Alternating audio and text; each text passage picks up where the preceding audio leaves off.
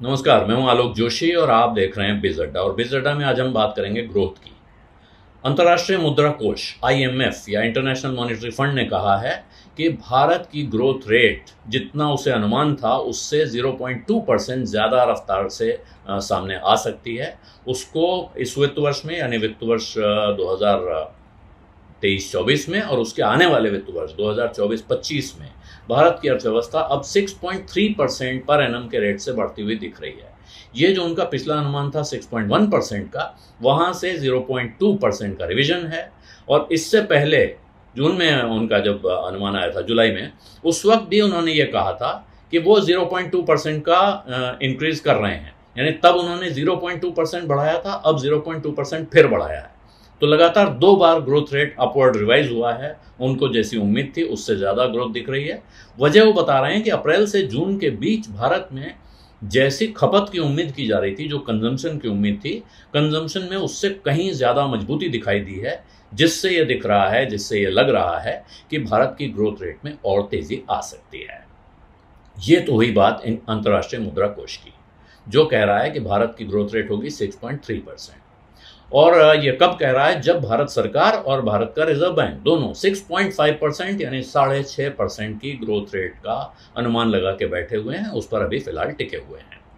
दूसरी तरफ बार्कलेज की एक रिपोर्ट आई है और बार्कलेज का कहना है कि साहब भारत की जो ग्रोथ रेट है वो 6% होना तो पक्का तय मान लीजिए, लेकिन अगर इसको बढ़ा के 8% पे पहुंचा दिया जाए तो 2028 तक यानी अगले 5 सालों में भारत की अर्थव्यवस्था चीन के बराबर पहुंच सकती है या उसको पीछे छोड़ने की क्षमता भी दिखा सकती है। दुनिया की अर्थव्यवस्था में या जीडीपी में भारत का जो कंट्रीब्यूशन है, जो हिस्सेदारी है, वो चीन के बराबर पे पहुंच सकती है। ये 8% कहाँ से आएगा? इसके लिए उनका कहना है कि साहब देखिए 6% तो कहीं गए ही नहीं है। ये 6.3 और 6.5 के अनुमान हैं सामने, लेकिन वो कह रहे हैं कम से कम 6% की ग्रोथ तो बिल्कुल तय है, रखी हुई है, लेकिन इससे ऊपर बढ़ने के लिए सरकार को कुछ करना पड़ सकता है। और सरकार को जो करना पड़ सकता है उसमें उनके कुछ नुस्खे हैं जो उन्होंने गिनाए हैं कि जिससे भारत की ग्रोथ रेट को रफ्तार मिले।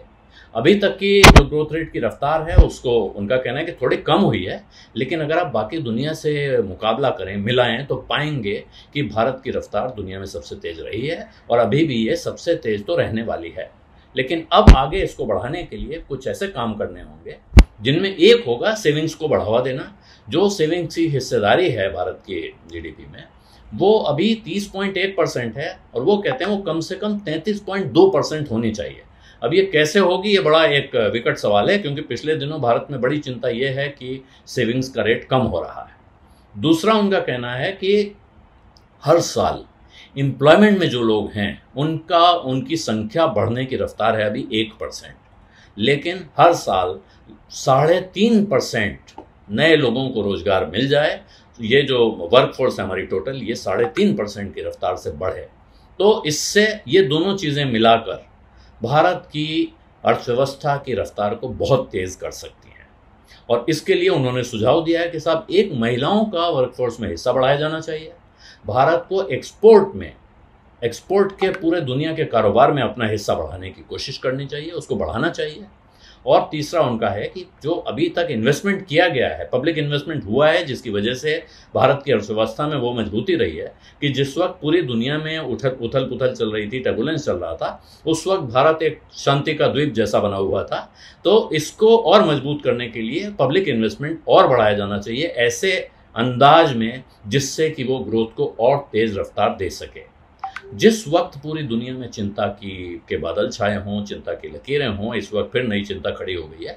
उसके बीच में ऐसी खबरें आना जाहिर है इकोनॉमी के लिए नहीं, माहौल के लिए, लोगों के मन में भी अच्छे संकेत दे रही है और इसको एक बड़ी खुशखबरी माना जाना चाहिए। लेकिन इसके साथ एक चुनौती खड़ी होती है और वो बार्कलेज भी अंडरलाइन कर रहा है कि सवाल ये है कि क्या भारत सरकार ग्रोथ बढ़ाने के उपाय कर सकती है, और ये करने में वो अपनी इकोनॉमी की मजबूती के साथ कोई समझौता न करे, क्योंकि ये वो मजबूती है जिसने भारत को इस संकट के दौर में भी बचा के रखा है। तो ये विकट सवाल है, लेकिन इन सवालों के जवाब ही हल करने होंगे और तभी शायद भारत वो अरमान हासिल कर पाएगा कि हम दुनिया की अर्थव्यवस्था में चीन के बराबर या चीन से आगे निकल रहे हैं। बिजनेस अड्डा में आज इतना ही। विदा दीजिए। धन्यवाद। नमस्कार।